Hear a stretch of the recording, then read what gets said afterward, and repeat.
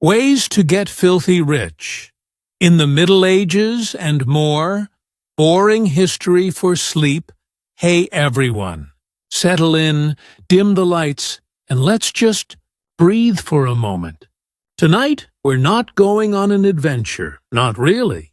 We're simply going to drift back in time, letting the gentle currents of history carry us along. No need to stay awake. In fact, it's encouraged that you don't. We're just going to explore some of the more peculiar pathways to power, wealth, and general historical oddness. Think of it less as a lecture and more as a lullaby, whispered from the annals of a sometimes confused past. So, let's begin our gentle descent into the forgotten corners of ambition and absurdity. Our journey tonight begins not with grand battles or sweeping declarations, but with something far more fundamental, far more human, and often far more ridiculous: money. Or rather, the desperate, often unscrupulous, and sometimes utterly bizarre ways people tried to acquire it in the Middle Ages. Because, let's be honest, getting rich has always been a rather compelling human pastime, even when the methods involved were less than savory, or just plain strange. Now, when you think of medieval wealth, your mind might conjure images of gleaming castles, overflowing treasuries, or perhaps vast swathes of land. And yes, those were certainly indicators of success. But how did one get those things if one wasn't born into them? Well, there were a few tried-and-true methods, and then there were the more creative approaches. Let's start with the obvious, shall we? Land. If you had land, you had power. You had resources. You had peasants to do all the actual work, which was, naturally, the preferred method of wealth creation for anyone with half a brain and a decent sword arm. Owning land meant you could tax people, demand services, and generally make a nuisance of yourself in a very profitable way. How did one acquire land? Conquest was a popular option, naturally. If you could gather enough heavily armed individuals and point them in the direction of someone else's property, you might just find yourself a new landlord. It was rather effective, if a bit messy. Another excellent way to get rich, or at least stay rich, was through marriage. Medieval matrimony. Less about romance, more about real estate and political alliances. If you were fortunate enough to be born into a family with a bit of property, the goal was often to marry into another family with more property. Or, failing that, a family with strategic importance. Daughters were often traded like valuable commodities, bundled with dowries that could include vast estates, entire villages, or impressive sums of coin. A well-placed marriage could elevate an entire lineage, securing wealth and influence for generations. Of course, it also often meant marrying someone you'd never met, who might be twice your age, or half your age, or just generally unpleasant. But hey, land. Beyond land and strategic unions, there was the rather less glamorous, but equally effective, path of commerce. Now, trade in the Middle Ages wasn't quite like popping down to the local supermarket. It was a perilous, often lucrative, and incredibly slow affair. Imagine caravans laden with spices from the East, silks from China, or furs from the distant north, slowly making their way across vast, often dangerous territories. The risks were enormous. Bandits, natural disasters, fickle rulers, and simply getting lost. But the rewards? Oh, the rewards could be astronomical. If you could bring back a shipload of nutmeg or a caravan of fine wool and sell it at a decent markup, you could become incredibly wealthy. This was how the great merchant families, like the Medici much later on, began to accumulate their vast fortunes, slowly, painstakingly, and with a keen eye for profit.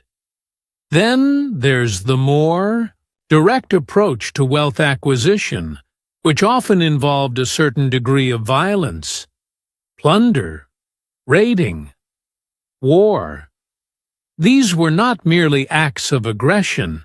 They were often highly profitable enterprises. When a city was sacked or an army defeated, the spoils belonged to the victors. Gold, silver, jewels, valuable goods, even people who could be ransomed or sold into servitude, all became fair game. It was a rather brutal form of venture capitalism, where your investment was blood and steel, and your dividend was whatever you could carry away. Naturally, this wasn't a career path for the faint of heart, but for those with a strong stomach and a sharper blade, it could lead to immense riches.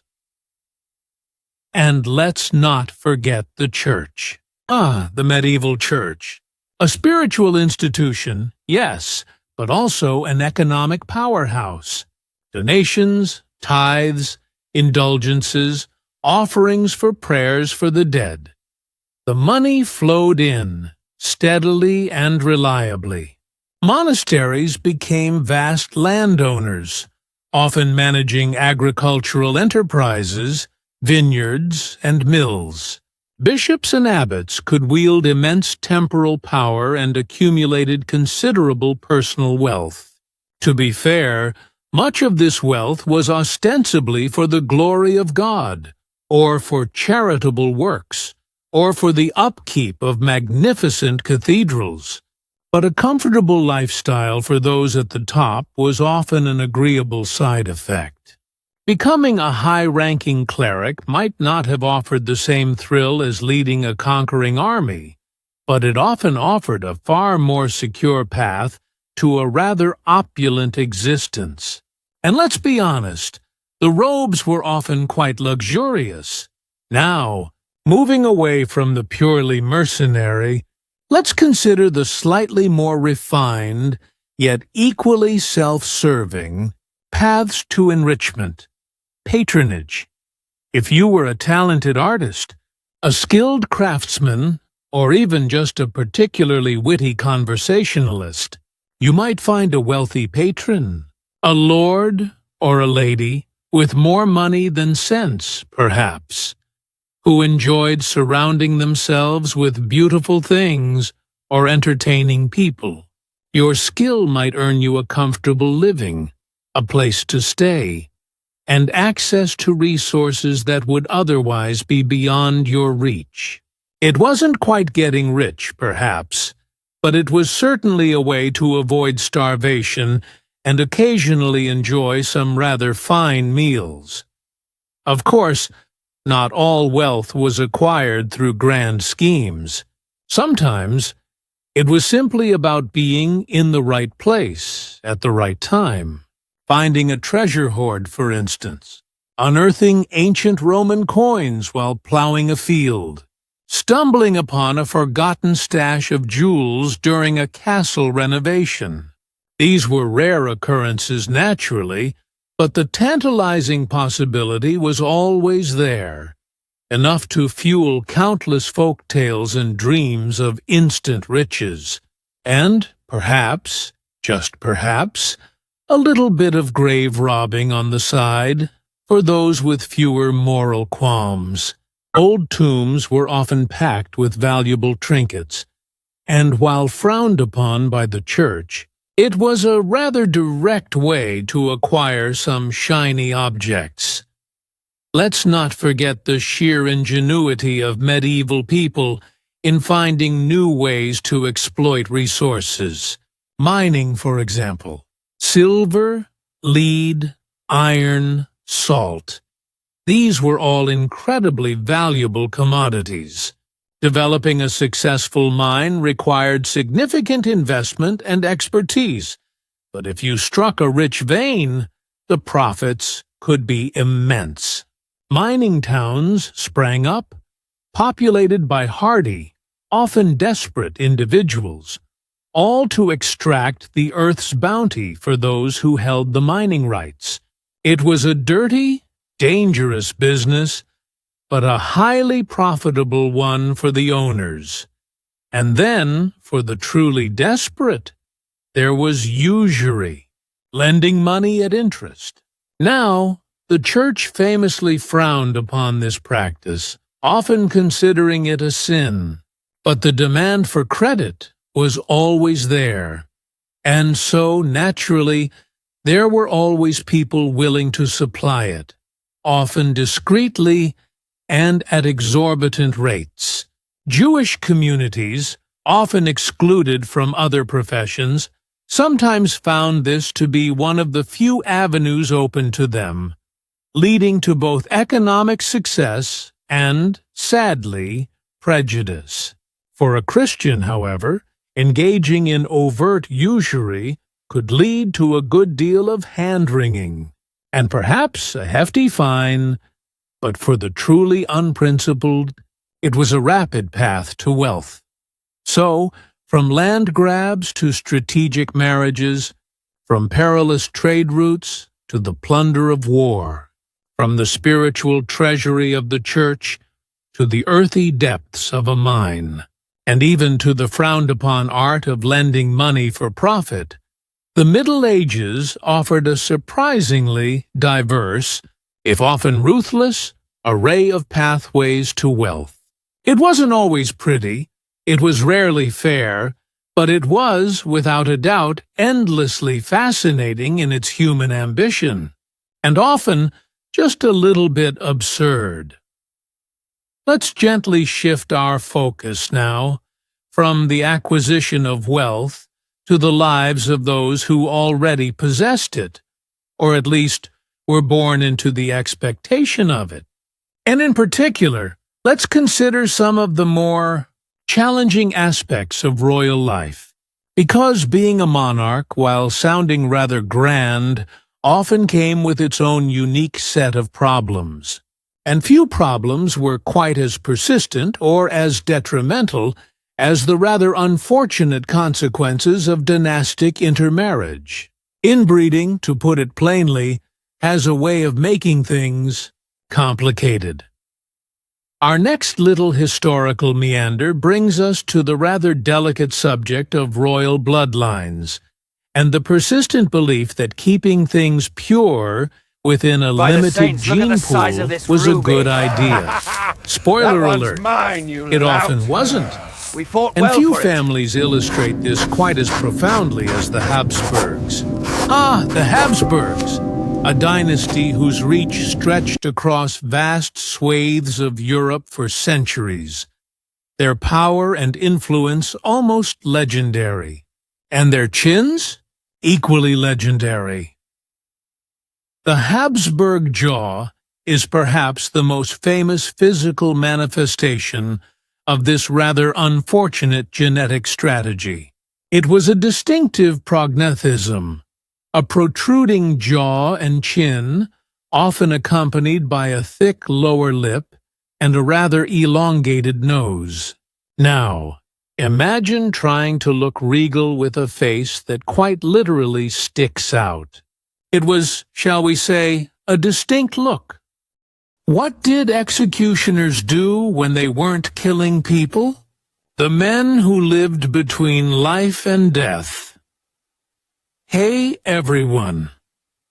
Tonight, we're drifting back to the Middle Ages, but not the part with shining knights or soaring cathedrals. No. Tonight we're heading to a quieter, stranger corner of that world, a place just outside the city walls, near the gallows, somewhere that always smelled faintly of ash and iron and something you couldn't quite name. Because tonight, we're talking about the men who lived there, the executioners, and more specifically, what they did when they weren't chopping, hanging, or burning anyone. Because, despite how history remembers them, most executioners didn't spend every day swinging swords or tying knots. They had ordinary lives. Or at least, they tried to. They worked, married, farmed, raised children. They drank, gambled, got into fights, and worried about taxes like everyone else. Except, unlike everyone else, they also happened to kill people for a living. It's a strange story, part tragedy, part absurdity, and entirely human.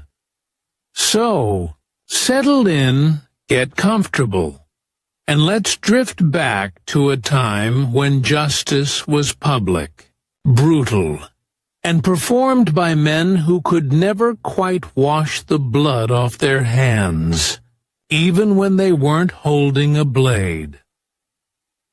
Let's start in a medieval town square. It's morning. There's a crowd, because of course there is. And in the middle of it, the executioner stands waiting. He's not wearing black. That's a later invention. He's dressed like anyone else, though probably older clothes, because fresh linen and hanging people didn't mix well. He might nod politely to the baker, to the fishmonger, to the priest, pretending not to know him, because, while everyone came to see him work, no one wanted to admit they knew him afterward. The executioner's job was public necessity and private disgrace.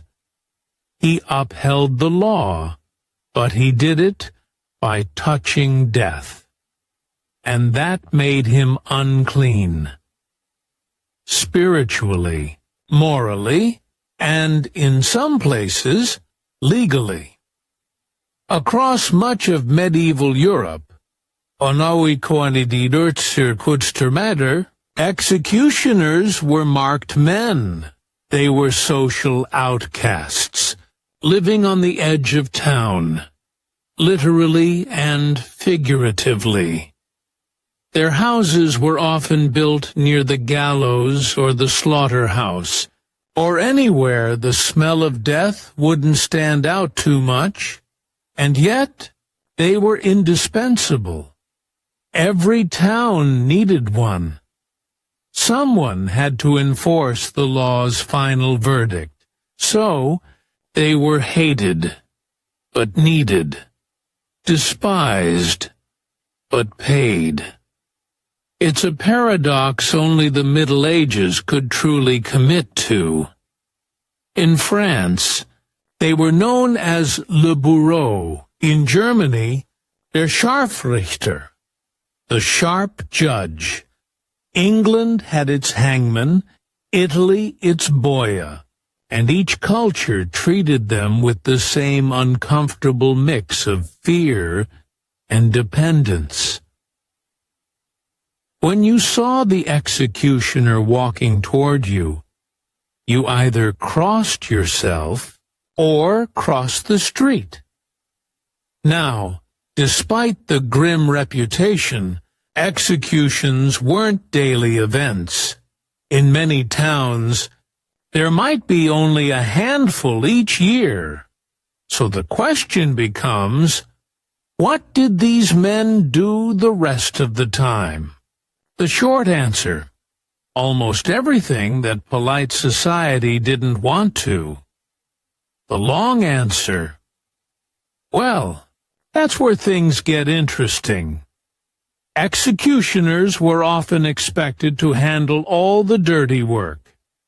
If it involved blood, filth, or moral contamination, it was probably on their list. They cleared corpses after battles, disposed of plague victims, tended to prisoners, and sometimes acted as torturers during interrogations. When a dead animal blocked a city well, it was the executioner who fished it out. When a witch's ashes needed scattering, he did it.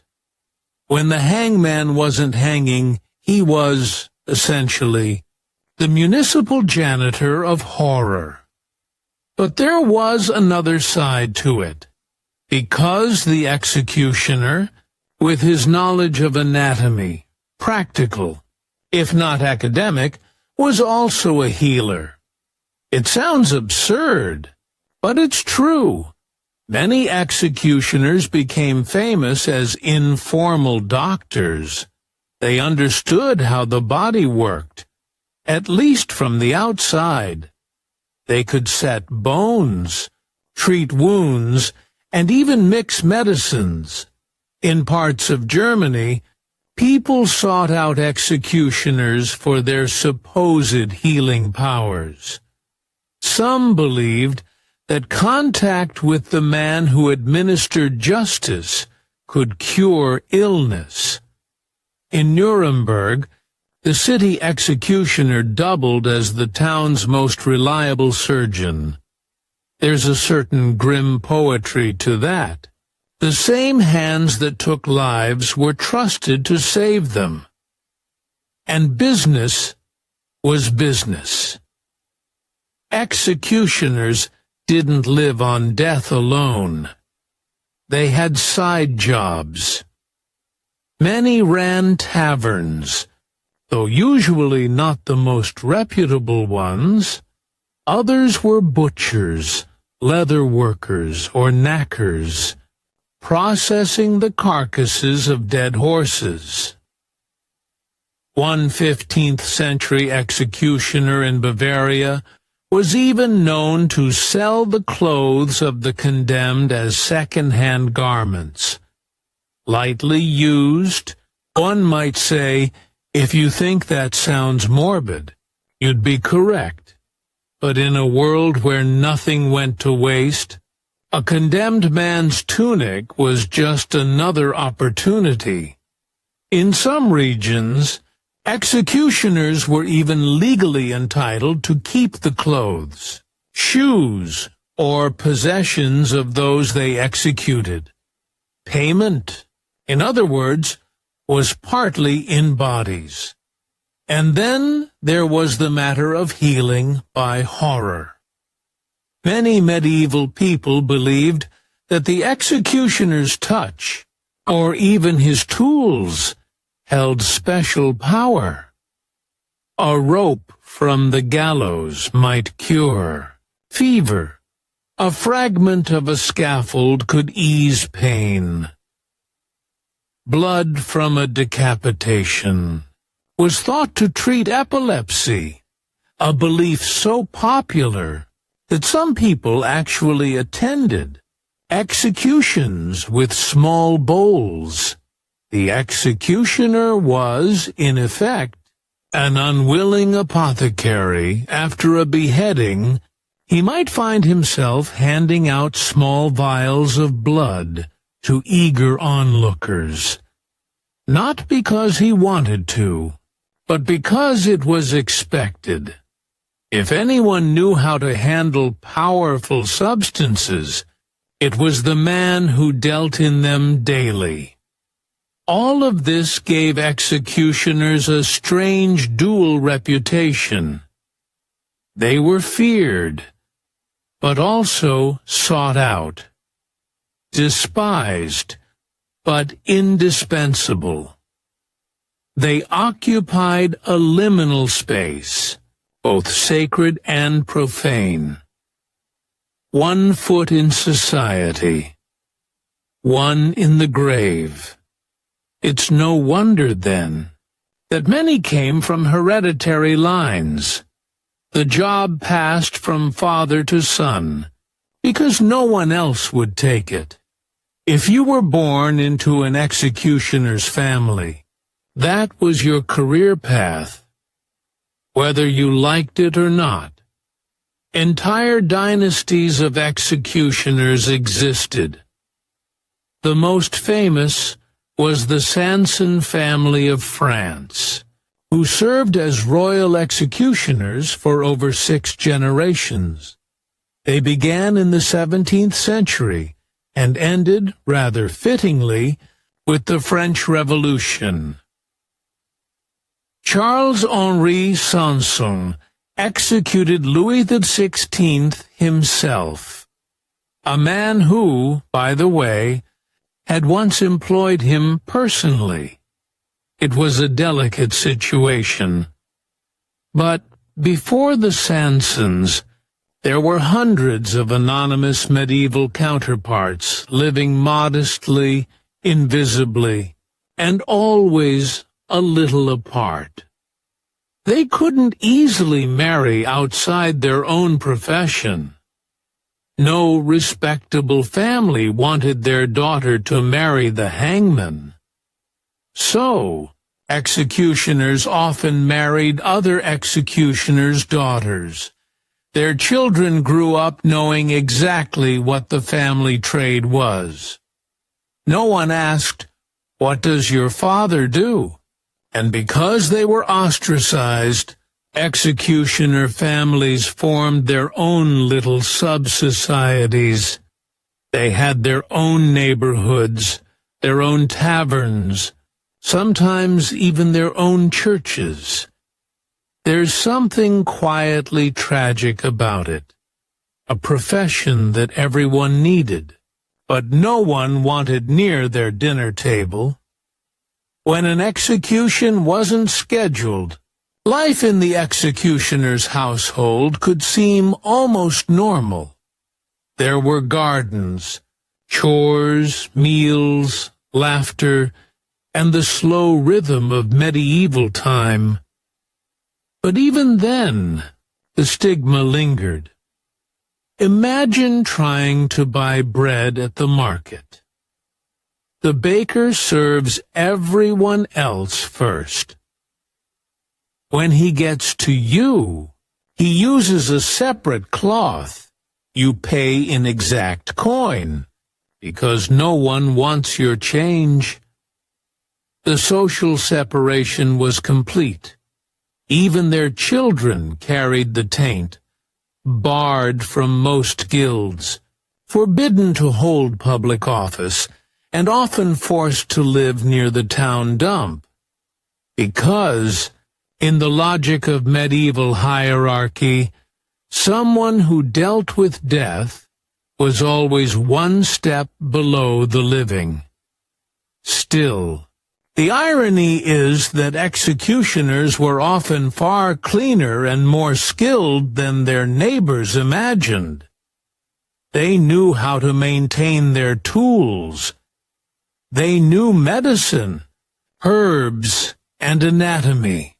They were, in many ways, early professionals in a world that didn't yet have the word for it.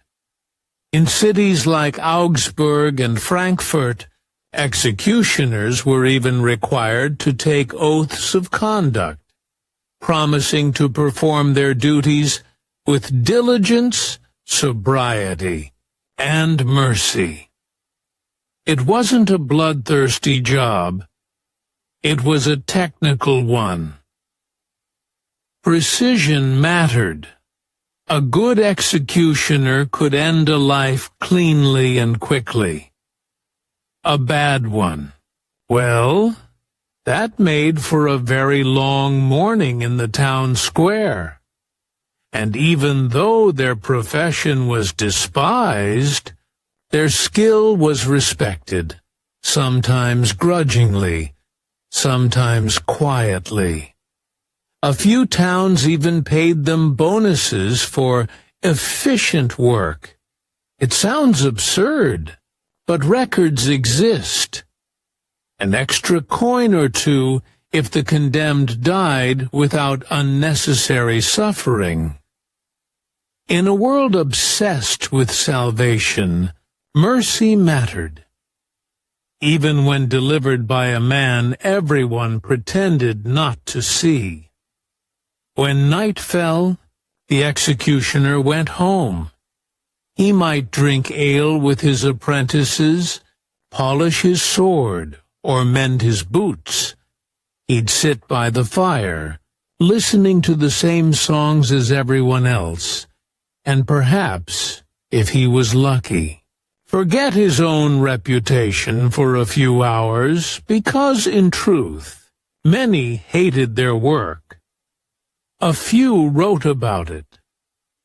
One 16th-century hangman confessed in a letter that, "My hands are weary of blood, yet the town demands it." He stayed in the job because no other would have him. To resign would be to starve, so he kept at it, year after year, until death. The one companion who didn't mind his company came for him, too. Let's drift there for a moment, to that quiet irony. The man who brought death, yet could never escape its shadow. The man both inside and outside the law. What did medieval executioners actually do all day? The man behind the axe. Hey everyone, tonight we're drifting back to the Middle Ages, to a world of gallows and torches, of public squares and whispered prayers. A world where justice wasn't something that happened in courtrooms, but in open air, under gray skies, with a crowd and a drum, and at the center of it all. Sadret was a man in a leather apron, quietly sharpening a blade. So, get comfortable, let your mind settle, and let's wander, slowly, gently, into the curious, lonely life of the medieval executioner. Because for all the blood and terror that history remembers, his days were far more peculiar than anyone imagines. Most people think of executioners as grim professionals, looming figures in black hoods, swinging axes at dawn. And yes, they did that. Occasionally. But mostly, they waited. They waited for death to be scheduled, for criminals to confess, for crowds to gather, for someone, anyone, to pay them. Because the surprising thing is, the medieval executioner wasn't an employee of the state.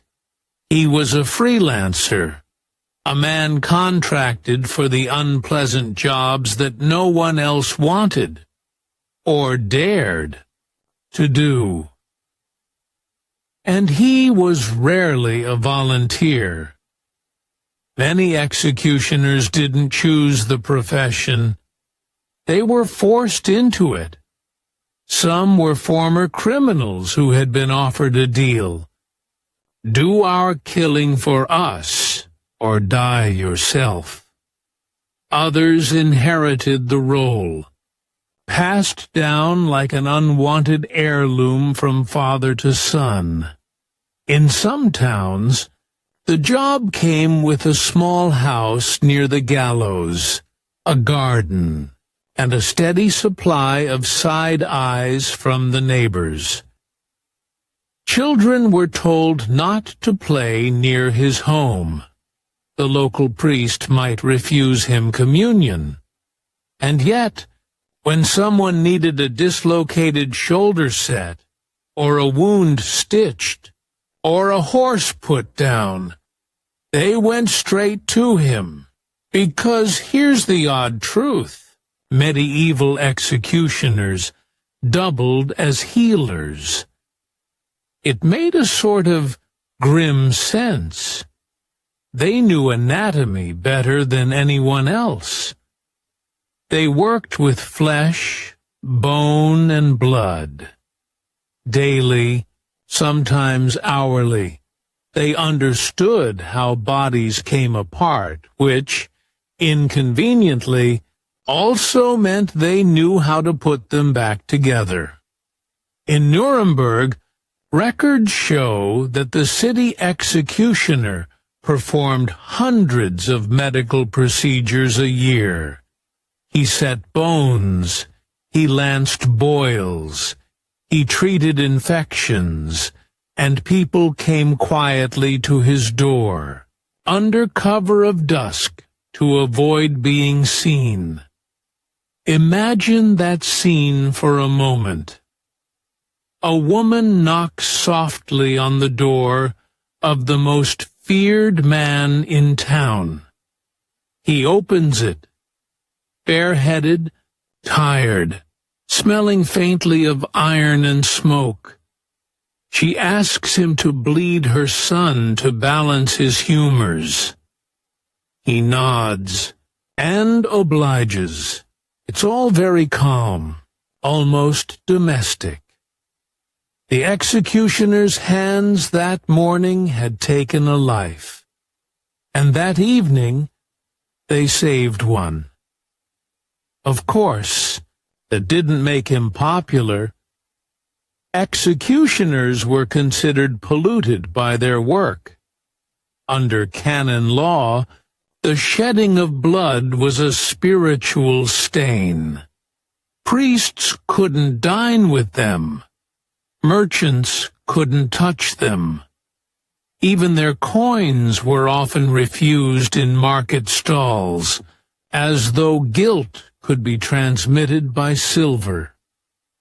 So executioners lived at the edge of town, sometimes literally outside the walls, near the leper colony, or beside the tanneries, a convenient reminder that justice, like leather, required unpleasant handling.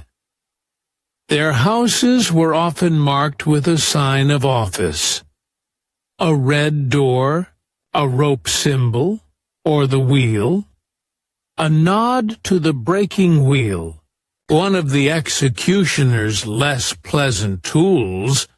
Children would dare each other to run up and touch it. Few did. When work did come, it was complicated.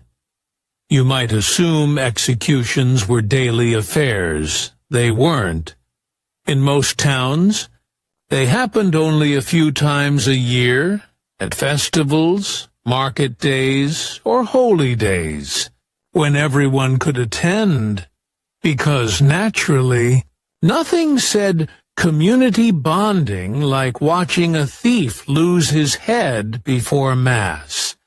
So, between jobs, the executioner had to find other ways to earn money. He cleaned cesspits. He disposed of carcasses. He maintained the instruments of punishment, the pillory, the stocks, the branding irons. In some places, he even served as the city's dog catcher. Truly, the job description was all unpleasant things. Let's drift for a moment to 16th century Augsburg. There, an executioner named Franz Schmidt kept a diary, an extraordinary document that lets us peek directly into the life behind the axe. He recorded every execution, every flogging, every act of mercy. He began work in 1573, under his father's training, and continued for over 4 decades. His notes are precise, almost tender. January 17th, 1582, he writes, executed Hans Schreiber for theft, confessed well, died bravely. Then, a few pages later, treated a boy for fever, bled him twice, he recovered. Schmidt was meticulous about both his duties, the killing and the healing. To him, they were two sides of the same craft. He was maintaining the body of society, sometimes by repair, sometimes by removal. It's an unsettling logic, but in the medieval mind, it made perfect sense. Schmidt lived a strangely respected life, at least by executioner standards. He was allowed to dine in public. He married. He raised children, and, astonishingly, after he retired, the city council of Nuremberg granted him full citizenship, a rare and almost redemptive gesture. But his profession still clung to him like smoke. When he died, no priest would bury him in consecrated ground. Instead, he was interred just outside the cemetery walls, near enough to hear the bells, but not to belong.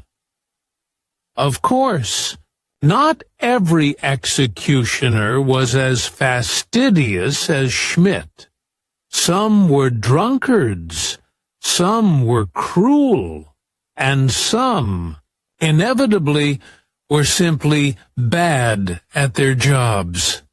Public executions were supposed to be solemn, efficient, and edifying, a grim reminder of order. But a botched beheading could ruin the mood entirely. Take the case of Mary, Queen of Scots, executed in 1587. Her executioner was nervous, perhaps out of awe, perhaps out of hangover. The first blow missed her neck and struck her skull. The second cut deeper, but still didn't finish it. It took a third swing to complete the job. Then, when he lifted her head for the crowd, it fell from his grasp because, awkwardly, she had been wearing a wig. It rolled across the floor, and the audience gasped. History does not record his Yelp reviews that day, but one imagines they weren't glowing. Medieval towns were full of such uneasy spectacles. Half ritual, half theater. The executioner wasn't just a functionary. He was a performer. He had to project authority, precision, and, oddly enough, mercy. A clean death was a good death. It reassured the crowd that justice was orderly, that sin could be neatly corrected with steel. A messy death, by contrast, unsettled people. It made them think. And the last thing medieval authorities wanted was a thoughtful crowd. Over time, executioners learned to cultivate a certain stagecraft. They spoke to the condemned gently, guiding them through final prayers. They displayed the weapon to the crowd. The glint of the axe, the firmness of the rope, to build anticipation. And they often wore distinctive garments, red tunics, leather hoods, or long coats. The famous black hood, though, is mostly a later invention, a bit of theater added by imagination and cinema. In reality, most executioners didn't hide their faces. Everyone already knew who they were. So what did they actually do all day?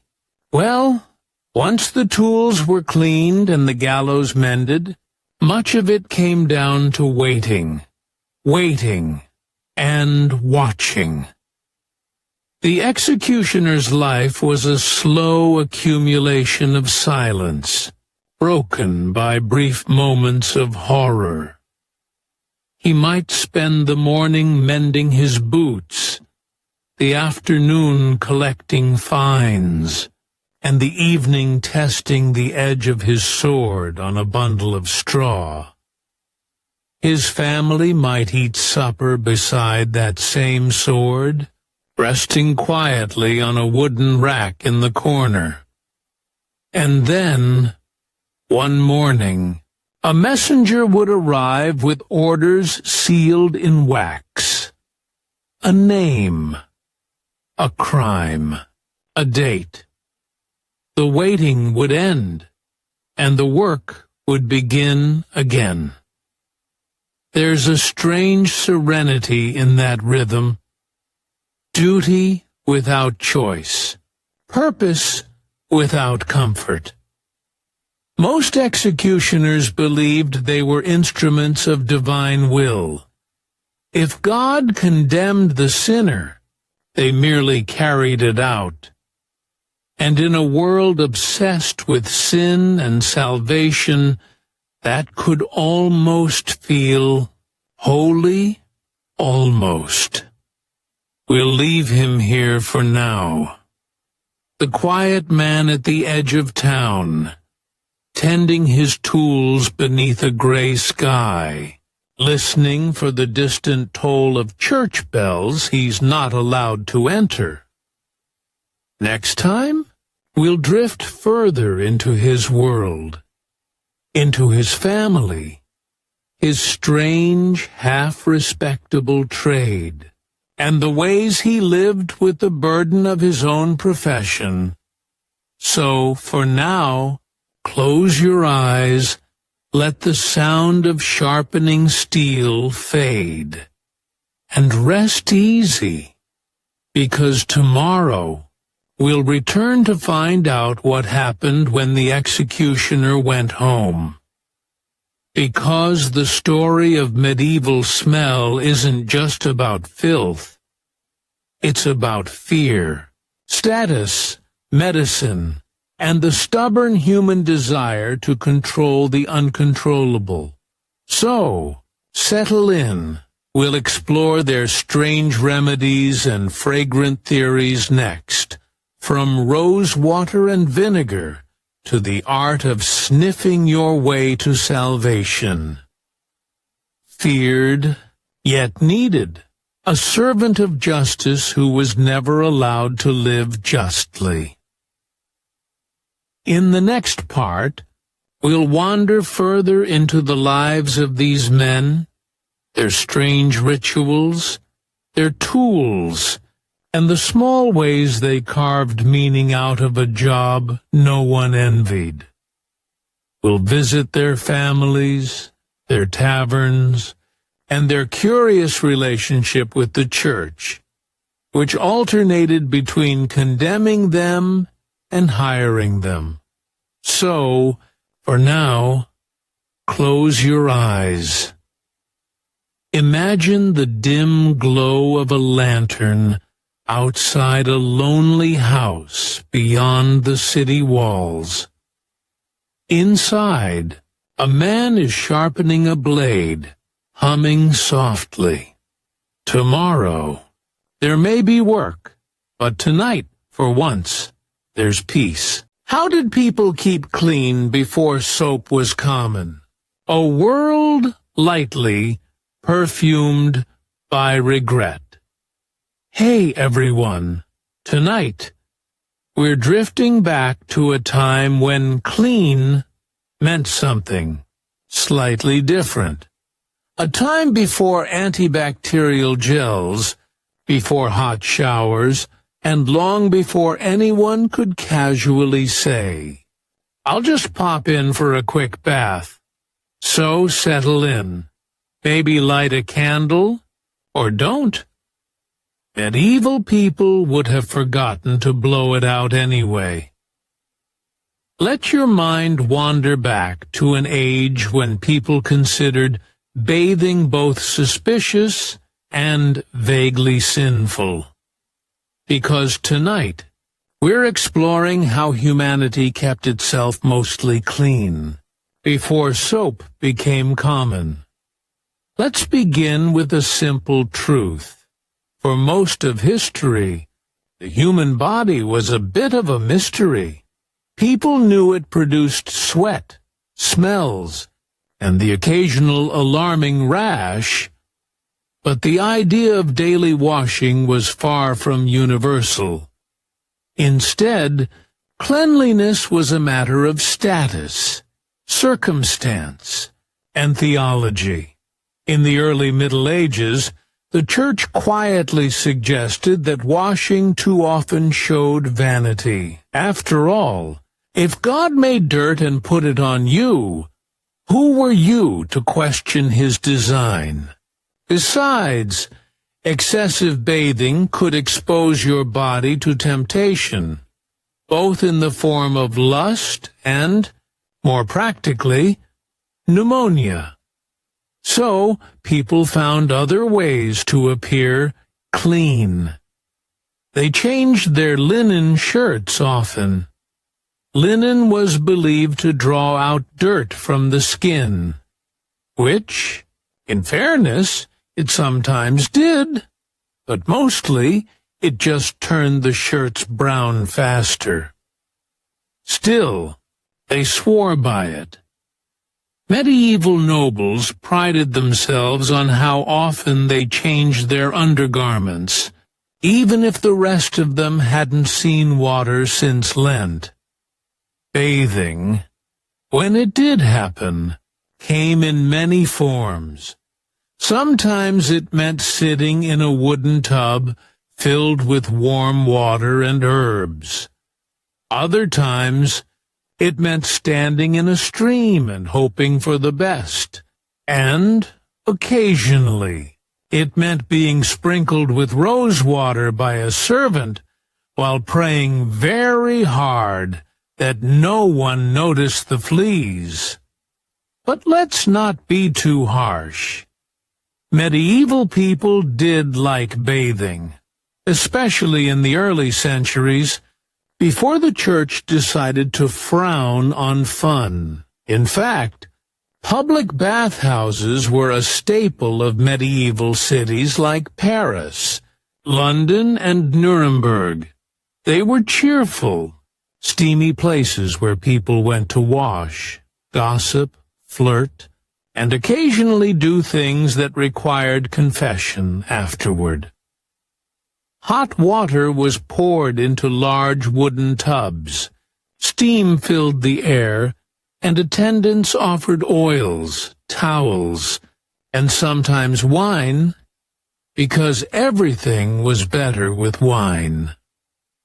Couples bathed together, business deals were struck in the steam, and physicians even prescribed baths for ailments.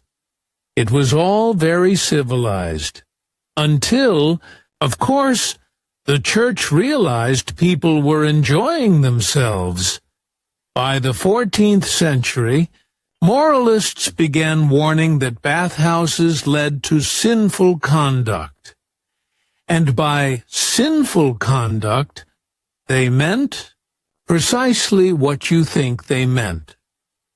Bathhouses became associated with brothels, disease, and general moral decay. When the Black Death arrived, people panicked, assuming that open pores made them vulnerable to miasma, that invisible, evil-smelling air believed to cause plague.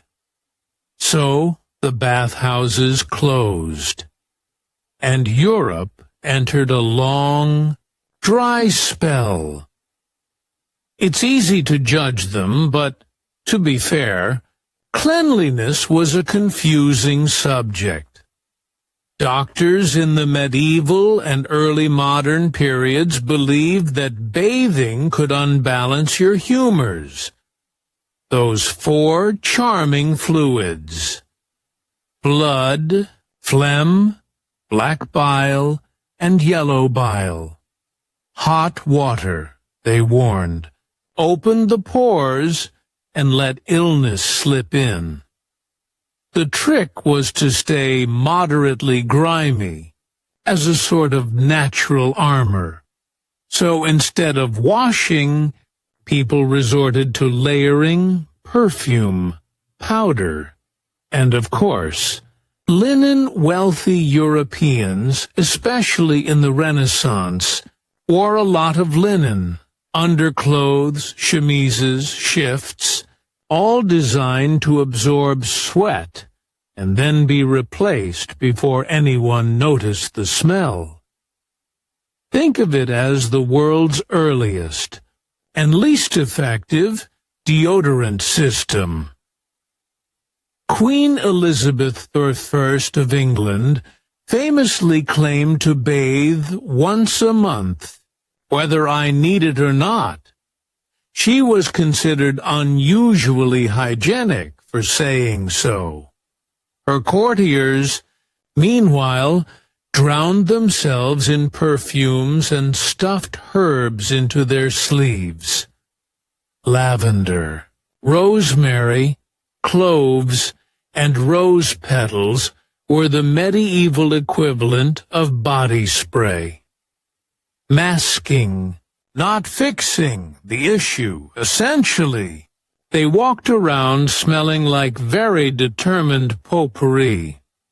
Let's drift back a little further, though, to the Roman Empire, where hygiene was practically a civic religion. The Romans loved their baths. They built vast complexes of marble and steam, the thermae, with cold plunges, hot rooms, and attendants offering massages with olive oil. Citizens bathed daily, gossiping about politics, while having their skin scraped with little metal tools called strigils. It was efficient, social, and, crucially, affordable. Bathing was for everyone, from senators to slaves. So when Rome fell, and those baths went cold, the idea of cleanliness, sort of, collapsed with it. The infrastructure vanished, the aqueducts broke, and Europe returned to washing in rivers, or not at all. By the year 1000, the word bath itself had acquired an air of luxury, something done for illness, not pleasure. Yet, curiously, not all of Europe followed the same rule. In the Islamic world, cleanliness was, and remains, a pillar of faith.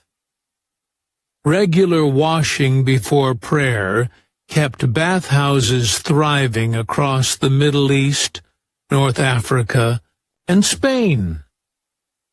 Travelers from Christian Europe were astonished by how clean Muslim cities were compared to their own. When the Crusaders returned from the Holy Land, they brought back more than spices and sunburn. They brought envy. They'd seen marble baths, perfumed soaps, and fountains running with clear water. But rather than embrace these ideas, many Europeans quietly decided that cleanliness was foreign and therefore suspicious. Naturally, soap itself existed long before modern times, but it wasn't widely used for bathing. Ancient Babylonians made it from animal fat and ash as early as 2800 BCE. The Romans used similar mixtures for laundry. But for most medieval Europeans, soap was for clothes, not bodies. Early soaps were harsh, alkaline, and smelled faintly of goat, not exactly spa material. Only in places like Castile, in Spain, did people begin refining olive oil soaps gentle enough for skin. Castile soap would eventually conquer the continent, but in the 12th century, it was still a luxury. So most people did what they could. They rubbed themselves with dry cloths, dusted with powder, or, if they were feeling particularly ambitious, scraped off sweat with a dull knife. It wasn't glamorous, but it got the job done, approximately. And yet, medieval cleanliness wasn't just physical, it was moral. People genuinely believed that spiritual purity could compensate for a lack of bodily purity. If you prayed often enough, your soul, and by implication, your skin, would be cleansed. Saints were even admired for being filthy. St. Agnes was said never to have washed her feet. St. Francis of Assisi called his body brother, ass, and treated it with about the same affection a farmer reserves for a stubborn mule. Dirt was proof of humility. Sainthood smelled faintly of mildew. Of course, most saints also died young, which might not be unrelated. Let's pause for a moment in a medieval town, say, Paris in the 13th century. The streets are narrow, unpaved, and decorated with a generous layer of what we might call urban compost. Waste from chamber pots is tossed from upper windows with a polite warning shout. Animals wander freely, adding their own contributions, and the River Seine, technically the city's water supply, smells like something halfway between soup and despair. Against that backdrop, personal hygiene feels almost futile. You could bathe daily and still be coated in grime by lunchtime. So people focused instead on small rituals. Washing hands before meals. Wiping faces with scented cloths. Combing hair carefully to remove lice. Combs were prized possessions, often made of bone or ivory, passed down like heirlooms, because while you couldn't control the city's stench, you could at least keep your beard vaguely tidy. Interestingly, nobles developed what we might call strategic cleanliness. Instead of washing everything, they focused on what was visible: hands, face, hair. Those they washed with rose water or vinegar. The rest of the body was safely hidden under layers of velvet and prayer. It's not that they didn't want to be clean. They simply redefined what clean meant. A perfumed neckline and spotless gloves were enough to signal refinement. The rest could be left to the imagination, and the imagination, mercifully, doesn't smell. Still, not everyone agreed. Some medical writers argued that moderate bathing could be healthy, even necessary. They recommended warm baths with herbs, chamomile for the nerves, rosemary for the skin, sage for good measure. But these were private, medicinal experiences, not the social baths of Rome. One entered the tub as if entering confession, alone, quiet, and slightly anxious about the cost of firewood. A few went on to build small fortunes, join the clergy, or become self-taught scholars. Because if history teaches anything, it's that resilience is sometimes the only inheritance people get. Let's drift, then, toward the 16th and 17th centuries, when people stopped bathing almost entirely. If the Middle Ages were uncertain about cleanliness, the Renaissance was downright suspicious. The Black Death, syphilis, and smallpox convinced people that water carried disease. Doctors began warning that bathing opened the pores, letting in corrupted air. So the wealthy sealed themselves in perfumed clothing, while the poor simply didn't have the time or resources to care. What happened to monks who broke their vows? The silent ones who couldn't stay. That way, hey everyone, tonight we're drifting back to a quieter time. Or at least a time that was supposed to be quiet. So, get comfortable. Dim the lights.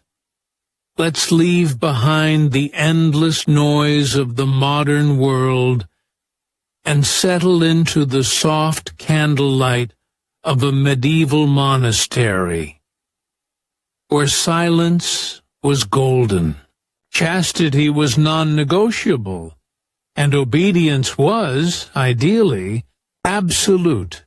Ideally, because tonight we're talking about what happened when monks didn't exactly stick to the program, when they broke their vows, when the silent spoke. The celibate didn't, and the obedient said, actually, no.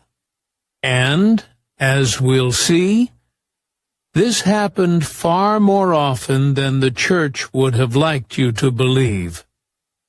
Picture the monastery first. It's somewhere remote, perhaps in the damp hills of northern France, or among the fog-drenched glens of England.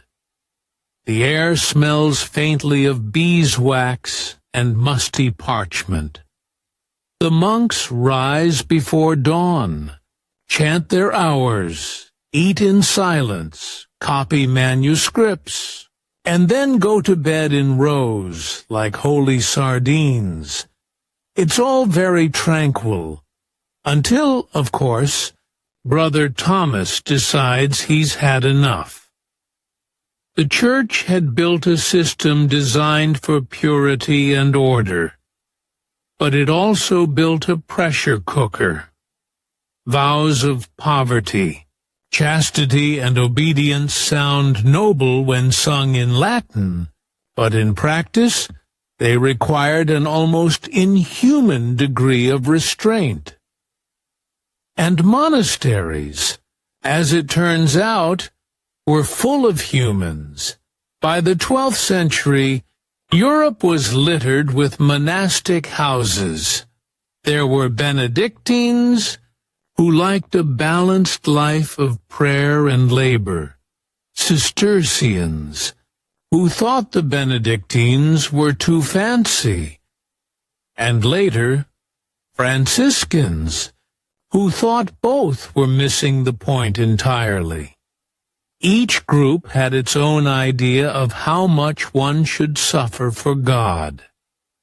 And yet, despite all this piety, the medieval church kept finding itself faced with the same awkward question. What do you do with a monk who simply stops monking? Let's start with the most common issue, breaking the vow of chastity. Now, it might surprise you, or perhaps not at all, that many monks, despite their sacred promises, occasionally found themselves entangled in the kind of earthly temptations the rule of Saint Benedict had explicitly tried to prevent. Because despite all that stone, incense, and chanting, monasteries weren't quite as isolated as people imagine. They owned land, they employed servants, they received guests, and some were conveniently close to local taverns, which, historically, tend to be bad news for celibacy. Take, for instance, the monks of St. Albans in England in the 14th century. Their abbot complained, with escalating despair, that several brothers were frequenting the houses of women of ill fame, and had even been seen drinking in public taverns. It wasn't just a moral crisis, it was a PR nightmare. Imagine being a peasant watching a robed monk stumble home at dawn, hiccuping Ave Marias. Church authorities called this incontinence, a polite, ecclesiastical term meaning he couldn't keep it in his habit. Some monks were caught visiting brothels. Others formed long-term relationships. One Benedictine monk in 13th century Normandy was discovered to have a secret family living in a nearby village, a wife and 2 children. When confronted, he claimed he'd only meant to guide her spiritually, which is an excuse that has never worked in any century. So, what happened when they were caught? Well, medieval punishments were inventive.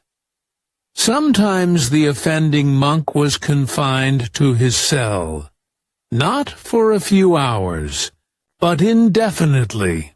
Bread and water only. No visitors, no reading. A sort of eternal time out, but with more Latin.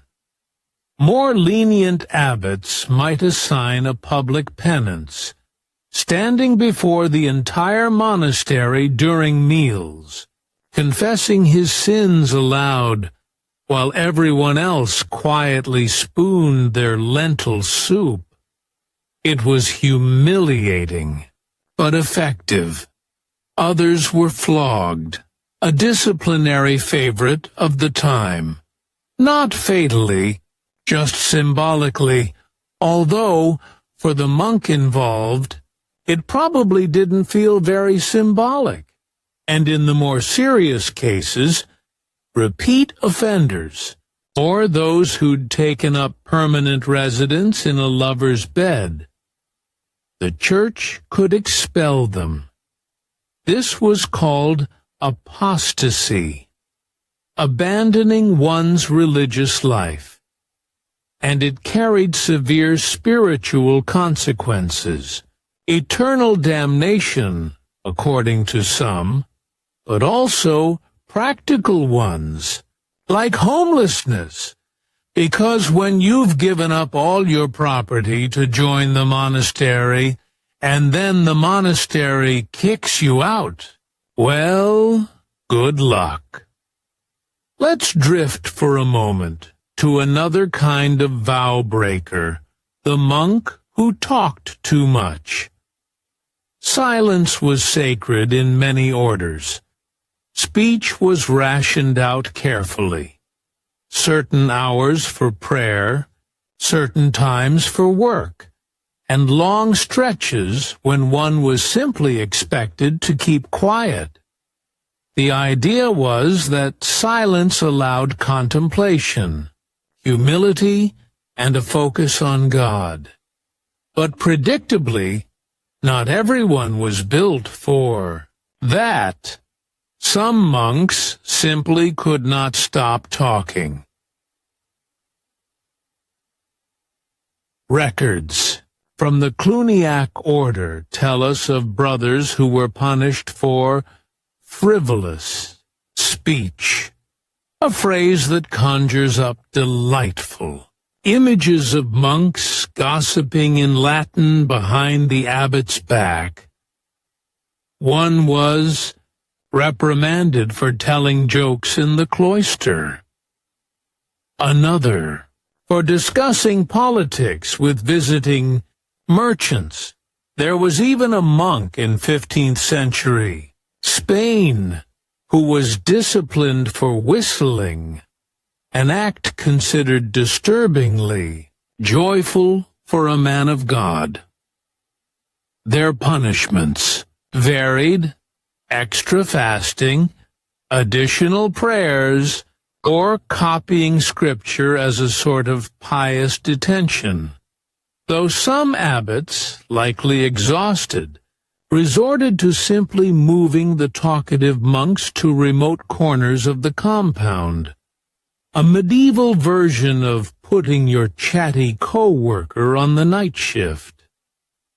And then, of course, there were the monks who broke their vow of obedience, perhaps the most serious of all, because a monastery was nothing if not hierarchical.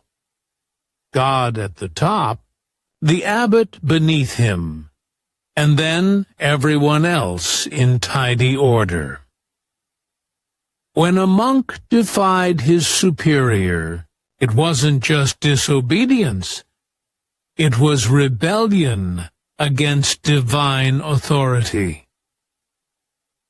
The 12th century chronicler Orderic Vitalis tells of an entire abbey where the monks, unhappy with their abbot's strictness, staged what can only be described as a medieval strike.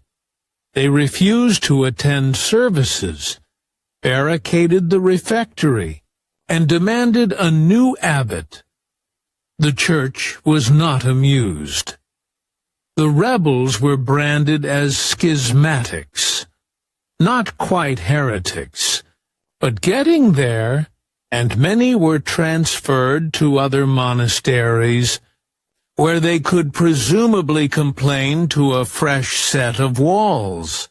Every few centuries, the church would look at all this misbehavior and decide to start over. New orders were founded, each promising to restore purity and discipline. The Cistercians were born out of frustration with the Benedictines' growing wealth and comfort. They built monasteries in remote marshes and promised a return to simplicity. And within 100 years, they too were growing rich, buying vineyards, and scolding one another for indulgence. Reform was a cycle. Each generation believed the last had lost its way, and, of course, they did too, just more quietly. Now, let's not imagine every monk was a hypocrite. Many lived truly devout lives, and monasteries were often centers of charity and learning. But beneath that surface, there were always the human stories.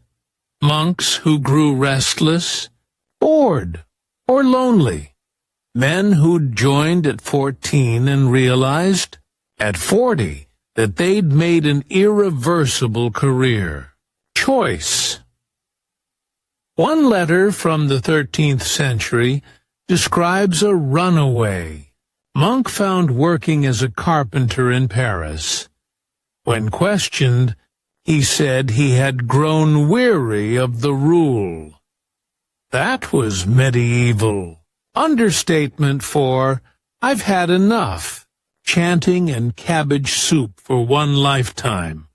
Breaking one's vows wasn't always about lust or rebellion. Sometimes it was simply exhaustion. Spiritual burnout. Centuries before the term existed. Some monks confessed that they no longer felt God's presence in their daily prayers. Others quietly lost faith, but remained in the cloister, performing their duties like tired bureaucrats in heaven's office. The Church, to its credit, recognized this as a problem, though its solution was usually pray harder. But letters from abbots reveal a quiet understanding that not everyone was cut out for the monastic life. One even wrote, "Better a monk in the tavern than a drunkard in the choir," which, in its own way, was a kind of compassion. Let's drift a bit further, because the story doesn't end there. The most notorious vow breakers weren't punished in silence. They became legends. There were monks who led rebellions, joined armies, or became wandering preachers. Some even started entire new sects. Because if you're going to break your vows, you might as well do it ambitiously. In 9th century France, there was a monk named Goslin who abandoned his monastery and joined the Viking army. A career change that surely surprised everyone involved. He later became a bishop, because the Middle Ages were nothing if not forgiving to charismatic men with swords. Another runaway monk, Ion de l'Etoile, declared himself the Son of God, and started his own cult in Brittany. He collected followers, demanded offerings, and was eventually captured and thrown in prison, where he insisted angels were visiting him nightly. He's a reminder that when monks fell from grace, they didn't always land softly. The candles burning low. The abbey's bells are tolling for Compline. The last prayer before sleep. And in the next part, we'll drift a little deeper into the stranger corners of monastic misbehavior. The monks who gambled, the ones who fought, and the few who tried, unsuccessfully, to become saints again. So, for now, close your eyes. Imagine the echo of Latin hymns fading through stone corridors. And remember, even in the holiest of places, humanity has a way of peeking through the cracks. What happened to orphaned children in the 18th century? Hey, everyone. Tonight, we're drifting back to the 18th century. That oddly powdered, faintly perfumed century of wigs, waistcoats, and workhouses. A time when people thought bathing might kill you. Doctors bled patients to balance their humors, and wigs were large enough to double as bird sanctuaries. And somewhere in all that polite chaos, there were the children, hundreds of thousands of them, scattered through cities like London, Paris, and Vienna, unwanted, unnamed, and often unseen. Some were the byproducts of scandal, others of famine, disease, or war, and together they formed what was quietly known as the foundlings, a population of lost little people who existed on the margins of civilization, while civilization congratulated itself on its enlightenment. So, tuck yourself in, dim the lights, and let's wander through the uneven cobblestones of the 18th century. We'll visit the foundling hospitals, the workhouses, and the shadowed corners of polite society, the ones that smelled faintly of candle wax, wet wool, and regret. Because tonight, we're asking a simple question with a very uncomfortable answer. What happened to orphaned children in the 18th century? Let's begin somewhere familiar. London. London in the 1700s was the largest city in Europe, and also one of the filthiest. It was a place of glittering wealth and grinding misery, of opera houses and open sewers, of powdered nobles and barefoot children selling soot. The Georgian poor were impossible to ignore, but people did it anyway. Child abandonment was staggeringly common. In London alone, it's estimated that 1 child in every 100 was left to die or fend for itself. And that's just the ones we know about. Many more never made it into the records because, well, records weren't exactly a municipal priority when you didn't even have a police force yet. Babies were left on church steps, in ditches, or occasionally, for the more optimistic parents, on the doorstep of a wealthy household. Most of those children didn't survive the night. But then, in 1739, something unusual happened. A man named Thomas Coram, who had spent years watching London streets fill with abandoned infants, decided to do something about it. Now, Thomas Coram was not what you'd call an emotional man. He was a shipbuilder by trade, practical, blunt, and a bit rough around the edges. But every morning on his walk through Bloomsbury, he found tiny corpses wrapped in rags. And for a grizzled old mariner, that was a bit much even for him.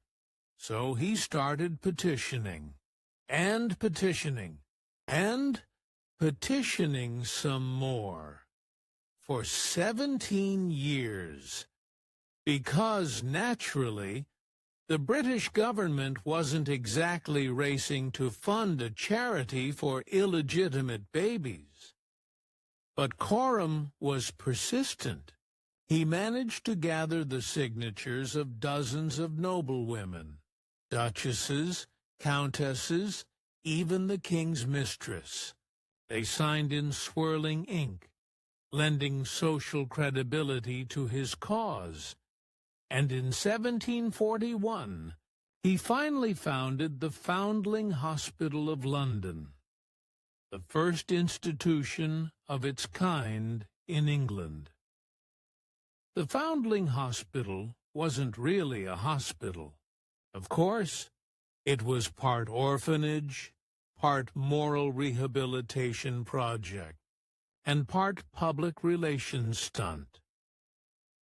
Rich Londoners loved to donate to it. not because they particularly cared for poor children, but because it made them feel benevolent. You could sponsor a crib. You could have your name inscribed on a plaque. You could even attend concerts there, because the hospital quickly became one of the city's fashionable venues for charity events. Handel himself gave benefit performances of Messiah there, because even Baroque music needed an audience that felt morally superior. Inside, though, life was less glamorous. When mothers arrived to surrender their babies, they were told to leave behind a token, a small object that could identify the child later, should the mother ever return. Some left a coin, broken in half, with the other half kept as proof. Some left buttons, scraps of ribbon, or even half a playing card. Thousands of these tokens survive today. Tiny, heartbreaking reminders of anonymous love. But here's the darker truth: most mothers never came back. Many didn't survive long enough to do so, and most of the children didn't survive either. In the first years of the Foundling Hospital, over half of all admitted infants died within a few months. The hospital's wet nurses, often poor women hired from the countryside, were overworked, underpaid, and not exactly trained in hygiene. Formula didn't exist yet, and milk went bad quickly, even by the standards of 18th century child care, which were, frankly, not stellar. Survival rates were grim. Outside of charitable institutions, life for orphans could take several forms, all of them bleak in their own way. If you were unlucky, you ended up in a workhouse. These were the crown jewels of Britain's poor law system, designed to keep the poor alive, but just barely, and in such miserable conditions that no one would want to rely on them. Workhouses were theoretically places of refuge. In practice, they were cheap labor camps. Children there were not so much raised as exploited under supervision. They were set to tasks from dawn to dusk, spinning thread, cleaning wool, crushing bones for fertilizer. Meals were meager, discipline harsh, and affection non-existent. Charles Dickens' Oliver Twist, written a century later, wasn't exaggerating much. If anything, he made the whole experience slightly too coherent. Most workhouses didn't have kindly old men handing out gruel. They had administrators with clipboards and sticks, and then there were the children who didn't even make it that far. Many became apprentices, a term that sounds respectable, but often wasn't. In theory, an apprenticeship was a chance to learn a trade. Tailoring, shoemaking, weaving, maybe carpentry if you were lucky. In practice, it was unpaid labor that started at age 7 and lasted until 21. Assuming you lived that long, some masters were fair, others were sadists, and because apprentices were considered property, not family, abuse was rarely punished. Still, it was considered better than the streets. And speaking of streets, That's where most orphans ended up. The 18th century city was full of children who slept under carts, scavenged from markets, and did whatever they could to survive.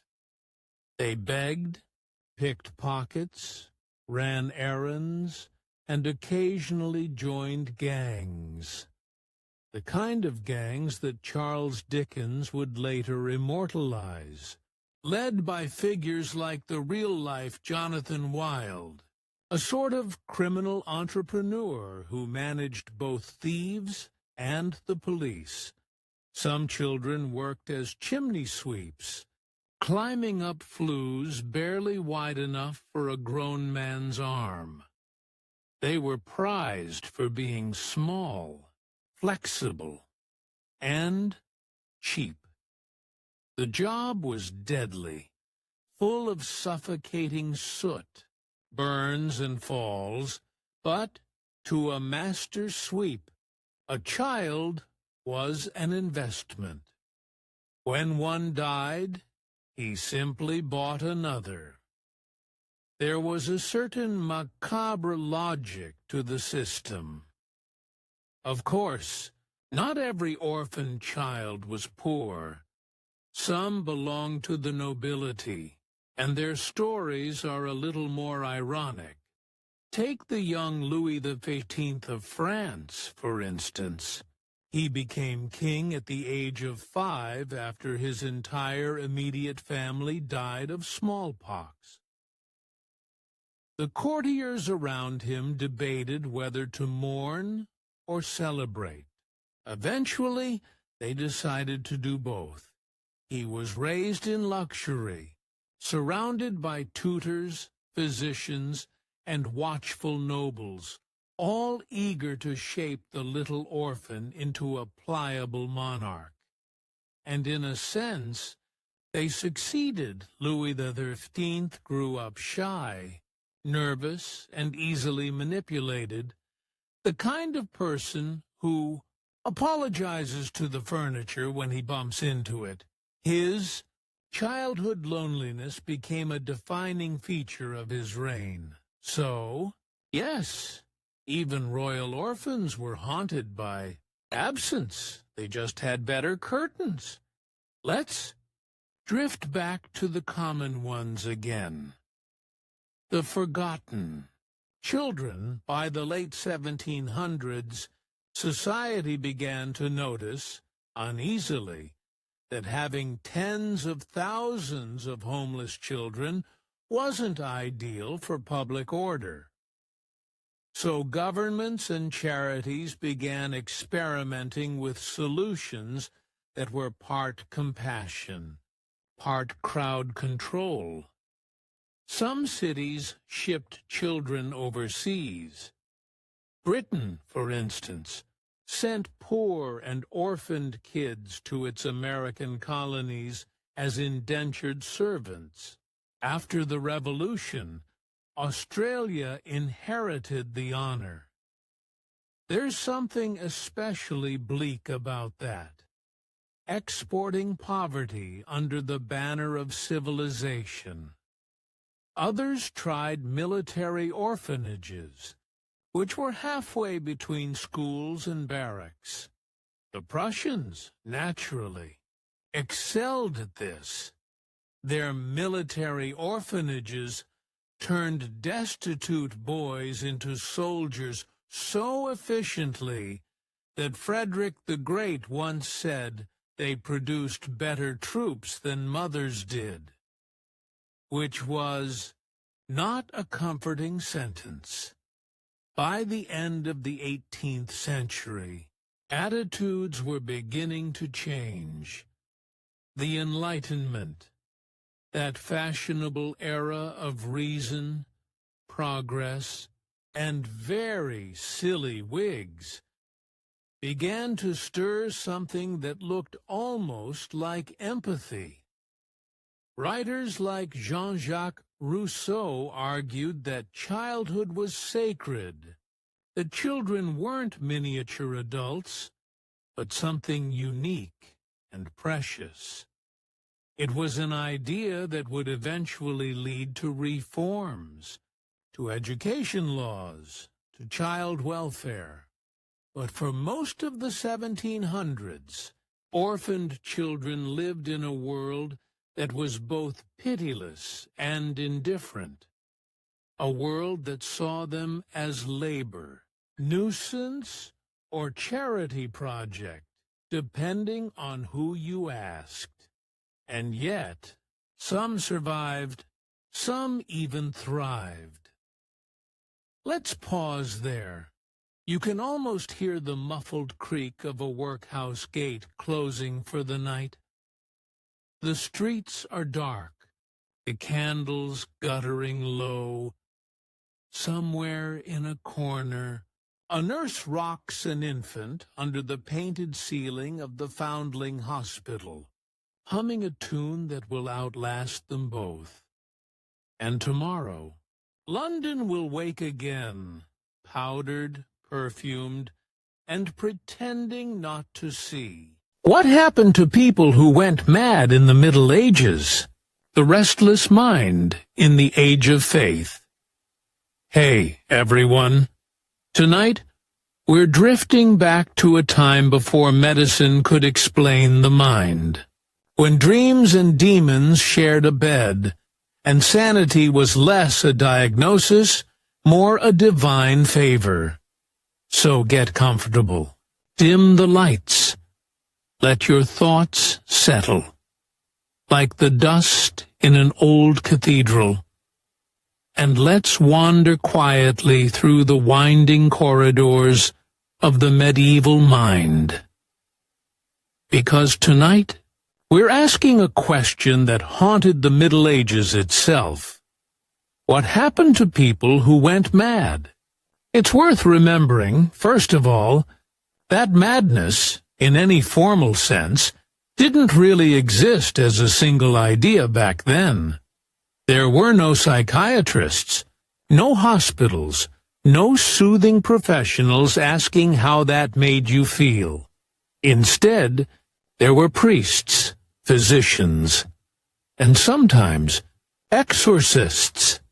If someone began shouting at invisible figures, or stripping naked in the town square, the medieval world didn't see a patient. They saw a soul under siege. And the big question was never, what's wrong with their brain? It was who sent this affliction, and why? In the Christian imagination of the Middle Ages, the mind was a battlefield. God could speak through visions, the devil could, whisper through temptation, and ordinary people, caught in the middle, might not know which voice was which, so if your neighbor began hearing divine instructions from St. Peter, well, that could mean they were blessed, or it could mean the devil was taking them for a walk. And that ambiguity made things complicated. Let's take a stroll, for example, to 13th century France. A woman named Marjorie Porret begins claiming that her soul has united so fully with God that she no longer needs to obey the church. She speaks in riddles. She refuses confession. People call her mad, and perhaps she is, in some modern sense, but the church calls her a heretic, and in 1310 they burn her alive in Paris. In the Middle Ages, madness and heresy often occupied the same address. If you heard voices, you might be divinely touched, or dangerously defiant, and the difference depended mostly on whether the local clergy liked you. Still, it wasn't all bonfires and brimstone. Medieval people weren't entirely cruel about mental illness, at least not by their own standards. They did have care systems of a sort. You might be confined, yes, but also fed, clothed, and occasionally prayed over. The first recorded mental hospital in Europe, though hospital might be stretching it, was founded in Valencia, Spain, in 1409. A kindly merchant named Father Geoffrey witnessed a mob beating a madman in the street, and decided there must be a better way. So he built a shelter, where the poor lunatics could live and be treated with something approaching compassion, which, in medieval terms, meant confinement, diet, and prayer. Still, compared to being chained in a stable, it was progress. Earlier than that, though, care usually fell to monasteries, and monasteries, as you can imagine, had their own particular approach. If a monk began behaving oddly, laughing uncontrollably during prayer, for instance, or claiming visions of glowing angels, his brothers might see it as a spiritual trial. He would be isolated, prayed over, perhaps sprinkled with holy water. If that failed, he might be restrained, and if that failed, the abbot might send for an exorcist. Because naturally, if something invisible was wrong, something invisible must have caused it. There's a recorded case from the 11th century in which a monk, suffering hallucinations, was said to have been cured when a relic of St. Martin was placed upon his chest. He immediately quieted down. Whether that was a miracle or just the sedating power of finally being taken seriously, we'll never know. But this mingling of faith and fear created a peculiar paradox. If you were too pious, too convinced that angels spoke to you, you risked being branded mad. But if you were mad in a more ordinary, human way, if you wept or trembled or stared blankly at the wall, you were told to pray harder. Essentially, the cure for every mental ailment was more religion. Let's drift northward for a moment to medieval England. Here we find the word madness itself taking shape. Anglo-Saxon texts describe men who raved or ran wild in the fields. They were said to be wud, a word that meant both, furious and possessed. From wad came wood, as in wooden-headed, and eventually mad as a woodsman.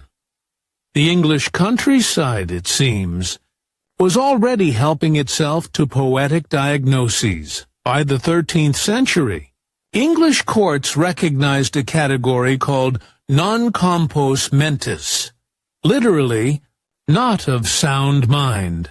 It was used mostly for property disputes, since being insane excused you from debts, but also stripped you of rights. So if you were rich and went mad, your family might suddenly develop a very keen interest in your estate. And this brings us to the royal and noble cases, because, of course, they were never far from madness. Let's take King Charles VI of France. They called him Charles the Beloved, and later Charles the Mad. He began his reign in 1380, young, handsome, and, by all accounts, perfectly sane. Then, one summer day in 1392, something in his mind cracked. Marching with his army through the forest, he suddenly drew his sword and attacked his own men. He killed several before being restrained. When he came to, he had no memory of it, and that would set the tone for the rest of his life. long stretches of confusion, hallucinations, and violent delusion. At one point, he refused to let anyone touch him because he believed he was made of glass. He had iron rods sewn into his clothes to prevent himself from shattering. Courtiers learned to bow very gently in his presence. It sounds absurd, but it was also tragic. Here was a king who had once been called beloved, reduced to a trembling, breakable man, terrified of himself, and medieval medicine, predictably, had no idea what to do. They bled him. They prayed over him. They made him drink tonics of crushed pearl, ground bone, and rose water. None of it worked, of course, but they kept at it. Because what else could they do? If you were poor, madness was a punishment. If you were rich, it was an inconvenience, but in both cases, it was mysterious, an act of God that left everyone guessing. Physicians, meanwhile, were busy inventing explanations that sounded scientific, but weren't.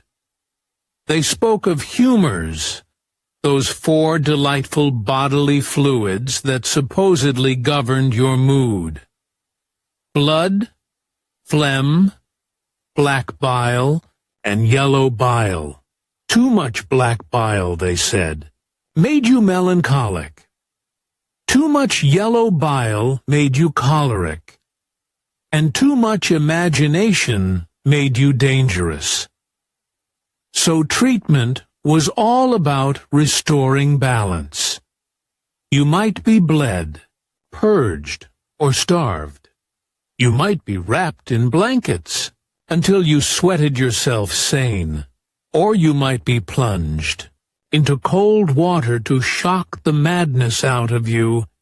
It's hard to say which was worse, the illness or the cure.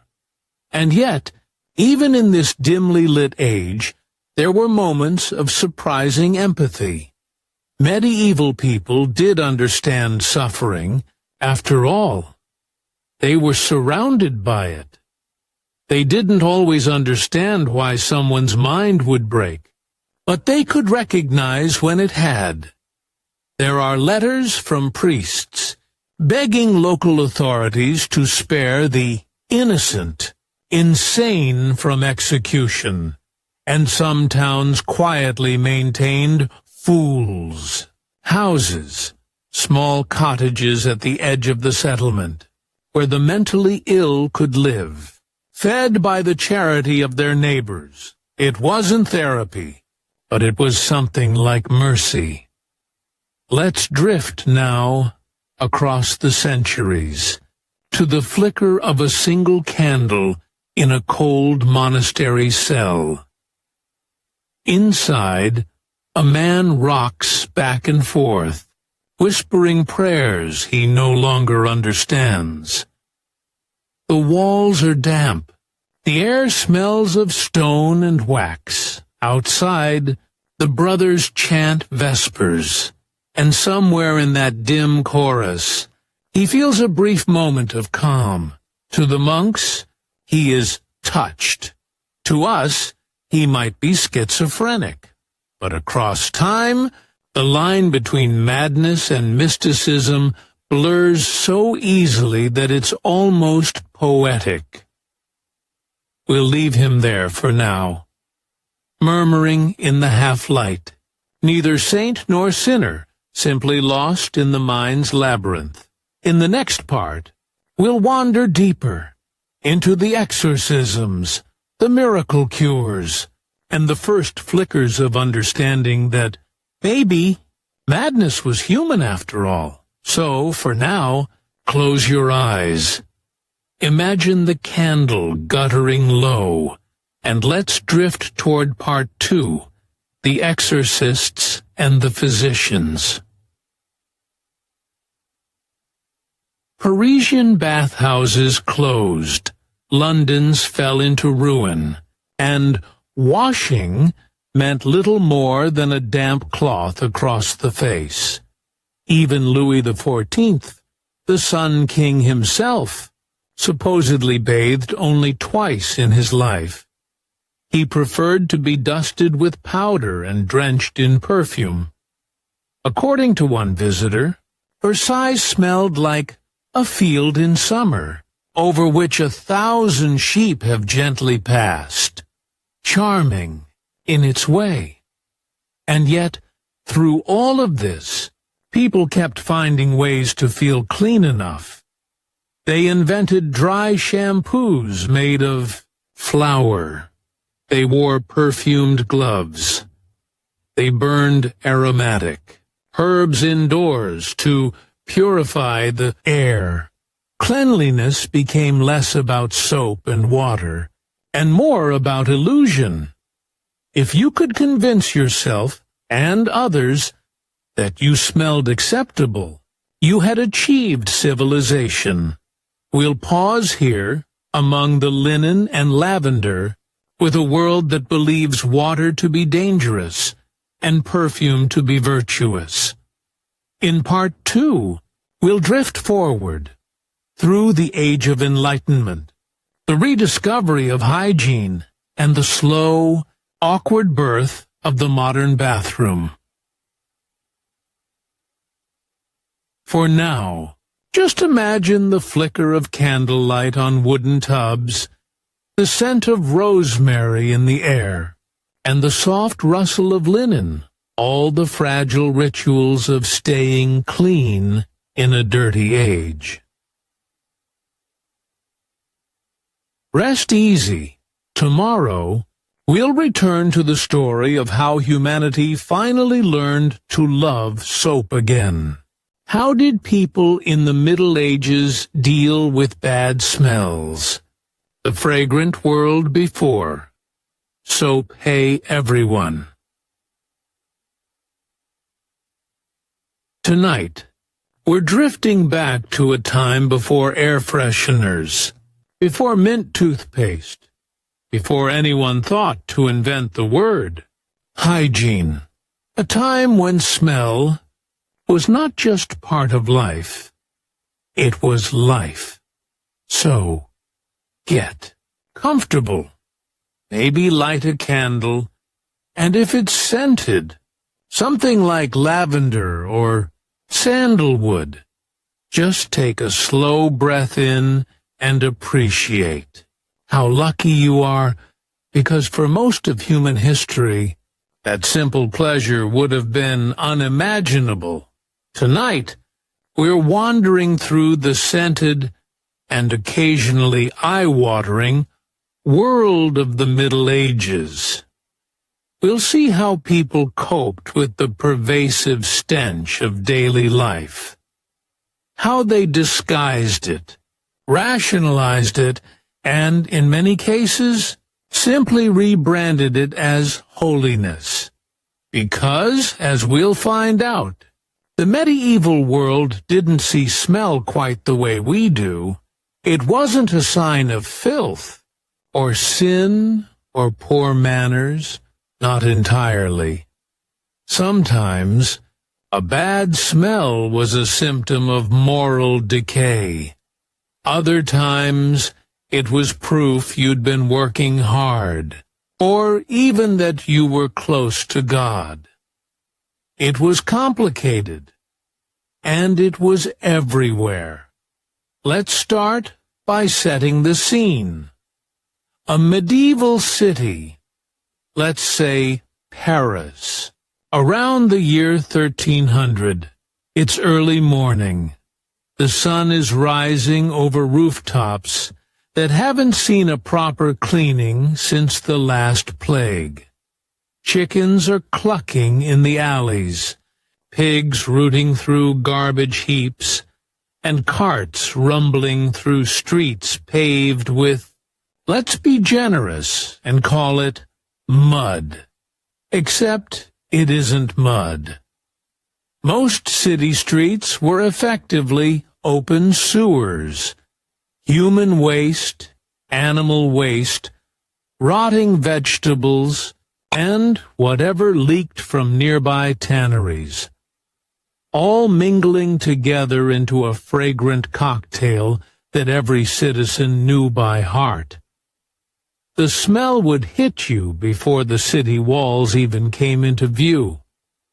And yet, people lived, loved, and did business there every day. Because, of course, they didn't really notice.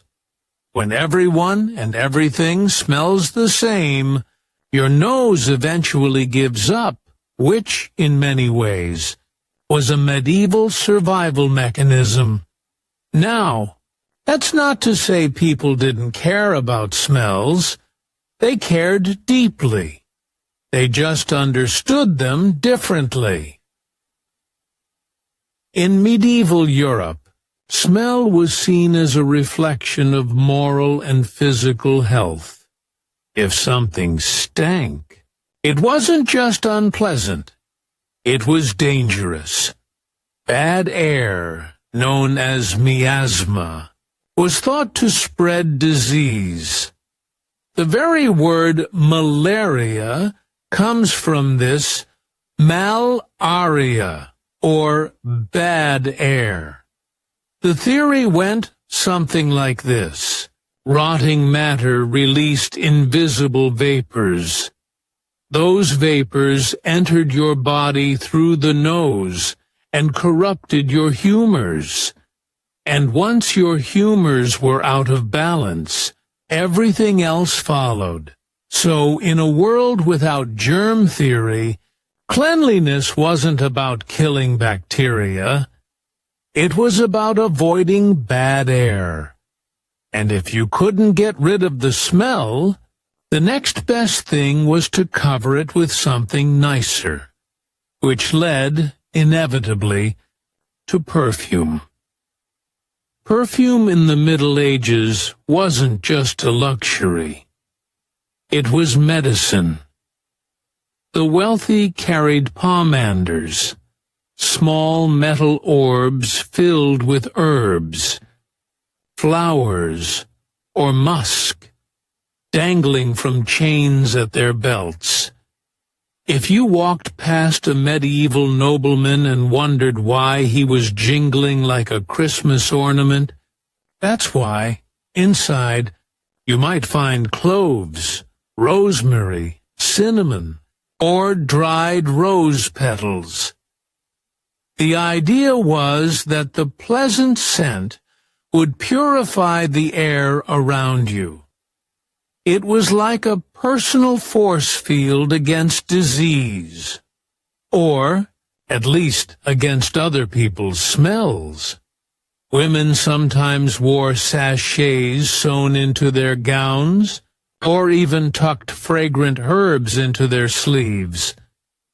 Because a medieval lady could never be too careful about air quality, especially when air quality was, frankly, terrible. Even physicians got in on it. During the plague years, doctors stuffed the long, beak-like masks of their plague costumes with herbs and vinegar-soaked sponges.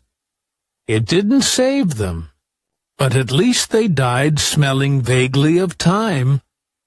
Of course, not everyone could afford perfumed protection. For ordinary townsfolk, the strategy was simpler.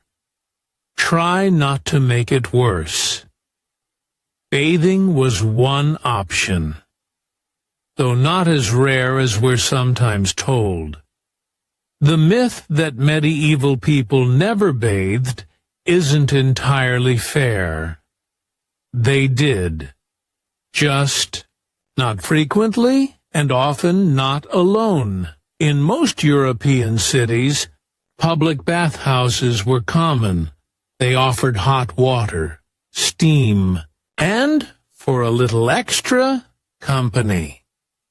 Bathing was social, relaxing, and, depending on the establishment, possibly illegal under church law. By the 14th century, these bathhouses had developed reputations less for hygiene and more for entertainment. Moral reformers complained constantly that they were dens of sin, which historically tends to mean they were quite popular. Still, many people genuinely did bathe for cleanliness. Water was often scented with herbs like chamomile or mint. Soap, when used, was made from animal fat and lye, which, yes, left you cleaner but also slightly flammable. So, while bathing was possible, it was also complicated and expensive.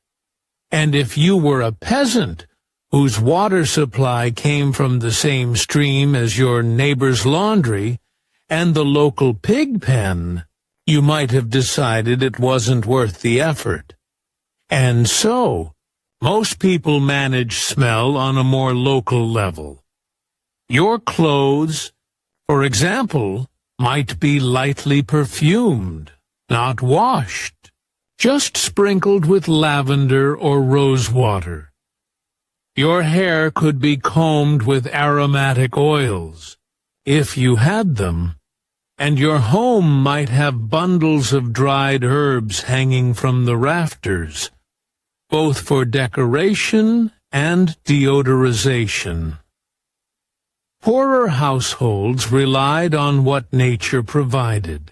Sweet-smelling rushes or grasses strewn across the floor.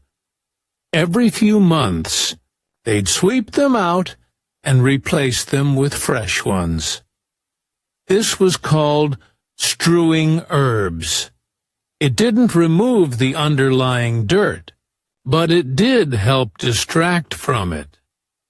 Imagine medieval Febreze, but crunchy and full of beetles. In the wealthier homes of the nobility, the approach was more ambitious. Castles were perfumed with burning incense, rose petals, and even vinegar-soaked sponges. Banquet halls were sometimes sprinkled with scented water before a feast, not because anyone expected cleanliness, but because the combination of roasting meat, open fires, and 200 unwashed guests needed all the help it could get. There are records of French kings who insisted their rooms be lined with fresh herbs daily. One particularly fastidious, 14th century noble Pierre de Luxembourg reportedly demanded that no one come near him unless they had washed their hands in rose water. It didn't make him popular, but it did make him smell better than everyone else, and in England, Queen Elizabeth thought, admittedly a bit later than the Middle Ages, was famous for owning over 100 pairs of gloves, all scented with oils and flowers. She may not have bathed often, but at least her hands smelled magnificent.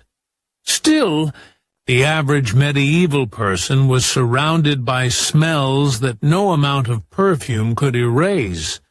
Every street had its butchers, tanners, fishmongers, and blacksmiths, all producing their own unique contributions to the local aroma. Animal carcasses were left to rot outside workshops. Tanneries boiled hides in vats of urine, and sewage, both human and animal, was casually tossed out of upper-story windows. To warn passers-by, some cities required people to shout, "Gardez l'eau!" Literally, watch out for the water. The water, of course, was not water. and if you didn't move fast enough, your day and your clothes were ruined. This was daily life, and somehow everyone got used to it. You might call it olfactory stoicism. Let's drift for a moment to the countryside, where things were only slightly better. Fresh air, yes, but also manure, livestock, and the occasional plague pit. Peasants worked closely with animals, lived beside them, and sometimes shared one-room huts with them in winter. If you smelled like a goat, it was probably because there was one sleeping near your bed. But again, no one thought this was odd. Smell was identity. It told you where you belonged. A noble might smell of civet musk and lavender oil. A farmer of hay and dung. A sailor of salt and fish. And everyone knew their place, literally by scent. By the late Middle Ages, cities began to realize that all this wasn't great for public health. Not because they understood germs, but because the smell had become unbearable. So, city councils introduced what we might call the first sanitation laws. In London, by the 14th century, it was illegal to dump waste directly into the street, though, naturally, people did it anyway. Paris hired teams of night soil men to cart away human waste under cover of darkness. It was an unpleasant but steady job, and one that required an exceptionally strong stomach. Privies, early toilets, were common in larger homes and monasteries. They often emptied into cesspits, which were cleaned out periodically. Not quickly, not well, but occasionally. When those pits overflowed, the smell could travel for miles. One chronicler in York noted that in summer, the air grew thick with corruption, which is medieval for it was unbearable. Still, not all medieval smells were bad. Many were simply intense. Markets smelled of spices and meat and freshly baked bread, churches of incense and candle smoke, fields of freshly cut hay, and taverns, smoky, sweaty, loud, carried the comforting scent of ale and wood and humanity. To medieval noses, this was the smell of life itself, and, in a way, that's what makes their world so different from ours. We've sterilized ours into blandness. They lived inside theirs, for better or worse. Let's drift gently to the next part, where we'll meet the physicians, the perfumers, and the well-meaning moralists who tried, in their own creative ways, to make the medieval world a little less aromatic.